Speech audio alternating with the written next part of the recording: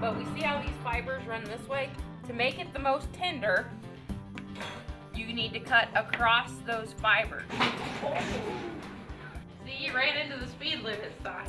You gotta steer it. It's like a real car. You have a turn signal, everything. Right after here, we are going to a fish hatchery in Missouri because they want to get out and do things hands-on.